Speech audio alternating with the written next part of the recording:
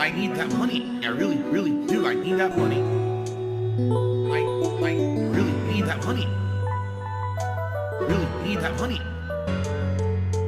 I need that money. I really, really do. I need that money. I really need that money. Really need that money. Really, that money. That money.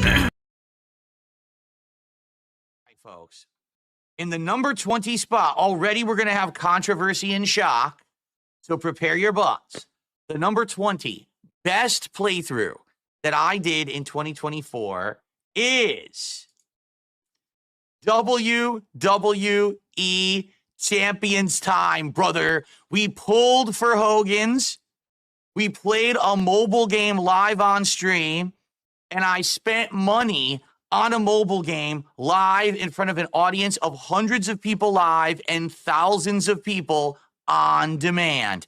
And the world was shocked and changed forever, brother. So, it is number 20 on the list, and there's a good reason. But can we be honest? WWE Champions is not actually a very great game. It's a mobile game that ties in with WWE. So if you like pro wrestling, you probably like this, okay? If you're interested in mobile gaming, you probably would like this. If you want to see how a mobile game works, you'd probably really like this. But is it a great game? No, not by any means would I say it is. It's more of a time waster game for me, you know? But why was this notable? And why am I putting it in my top 20 best playthroughs of the year? All right, folks, it's this simple. People on the internet have made this game, this stupid mobile game, a reason to not like me for the longest time. They basically went behind the scenes of any content that I put out to try to find things that I'm involved with that have nothing to do with my public face. This is not a public account. This is not stuff that anyone needed to know about.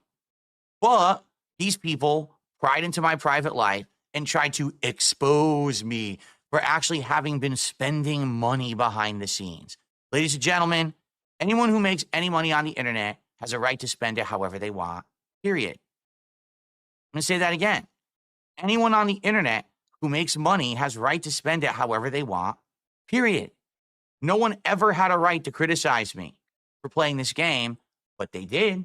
They felt like, oh, well, if Phil makes money, he should be so responsible for it, and he should not be able to spend it on mobile games or anything else.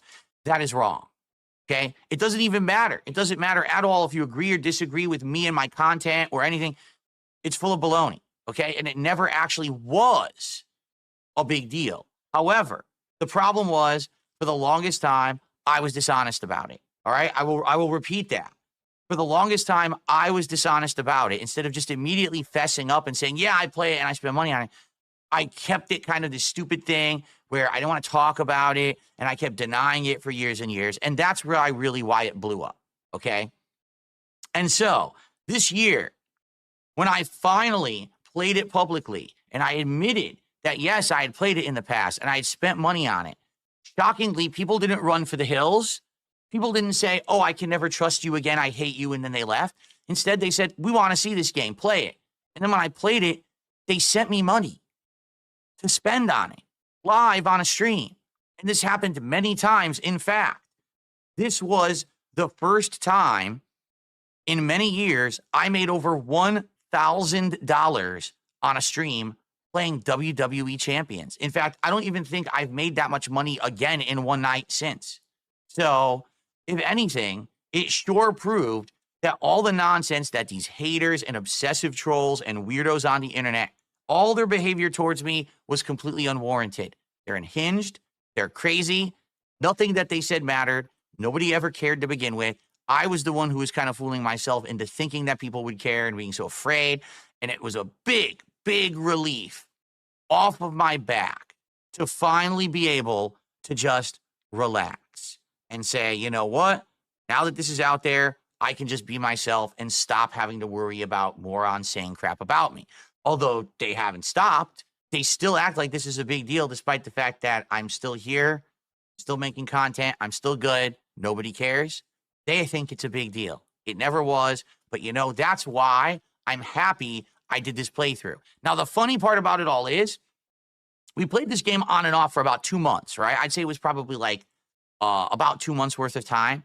And after that, we literally got bored of it. All of us, me and you, collectively, we said, there's nothing here to really make content out of. It's a very boring game.